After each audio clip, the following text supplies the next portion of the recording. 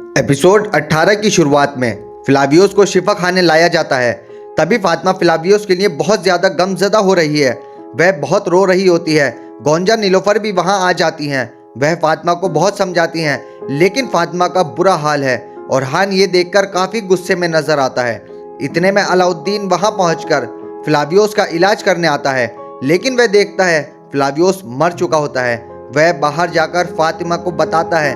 फातिमा ये बर्दाश्त नहीं कर पाती और वह फ्लावियोस के पास पहुंचती है। वह बेसुध होकर फ्लावियोस के पास बैठ जाती है। वह रोते रोते उसको उठाती है। फिर ख्वाब दिखाया जाता है। ख्वाब में फ्लावियोस को एक तरफ उसके माँ बाप तो दूसरी तरफ फातिमा अपने पास बुला रही होती है।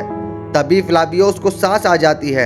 यह देखकर सब हैरान रह जाते हैं। अलाउद्दीन सबको बाहर भेजकर इलाज शुरू कर देता है।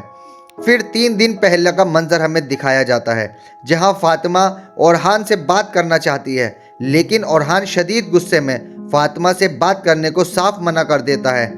उधर शहंशाह का खत शहजादी तक पहुंचता है, जिसमें वह सुल्तान ओरहान से इत्तेहाद करने के लिए प्रिंसेस की शादी ओरहान से करना चाहता है। यह पढ़कर शहजादी शदीद गुस्से में बाहर चली जाती है।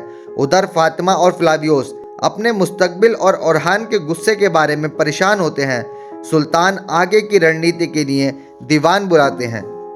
ये बताते हैं कि कैसे उनके सारे दुश्मन इकट्ठा होकर उन पर चारों इतराफ से हमलावर होना चाहते हैं, लेकिन ओरहान इसकी इजाज़त कभी नहीं देगा। वह अलग अलग सिपाहियों को उनके फ़र्ज देता है। उधर कुस्तुनतुनिया से आने वाली मदद के फौजी दस्तों को ख़त्म करने के लिए वह खुद जाएगा। खादिमा जला हुआ खत शहजादी के कमरे से लेकर नीलोफर को लाकर देती है। नीलोफर को इत्तेहाद की पेशकश शहजादी और ओरहान की शादी के बारे में पता चल जाता है। उधर गीदड़ों का झुंड एक बार फिर अपनी ताकत बहाल करके ओरहान के लिए जाल बिछाते हुए नजर आ रहे हैं। उधर शहजादी ओरहान अकेले में उस इत्तेहाद यानी कि शादी के बारे में बात करना चाहते हैं। यह देखकर नीलोफर बहुत उदास हो जाती है।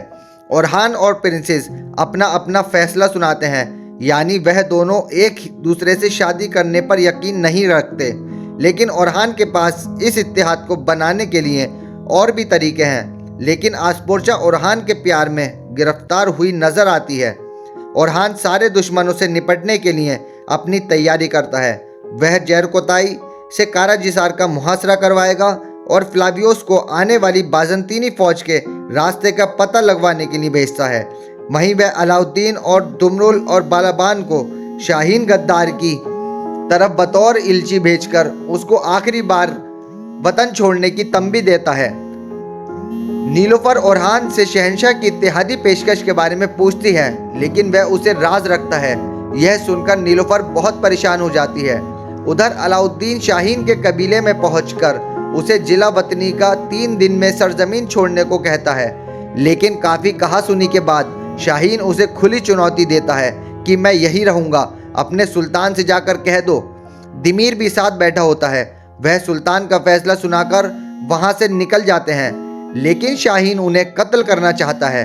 वह किसी भी कीमत पर तख्त हासिल करना चाहता है। वह अलाउद्दीन और सिपाहियों पर घात लगाकर हमला करता है। काफ़ी लड़ने के बाद, काफ़ी मज़ाहमत के बाद अलाउद्दीन और सिपाहियों को तीर लग जाते हैं और वह कैद हो जाते हैं। दिमीर बिना किसी देर किए बालाबान के अंदर तलवार पोस्ट कर देता है, तो बैकत दुमरुल को शहीद कर देता है, तो शाहीन शाह अलाउद्दीन के जिस्म में तलवार पोस्ट कर देता है।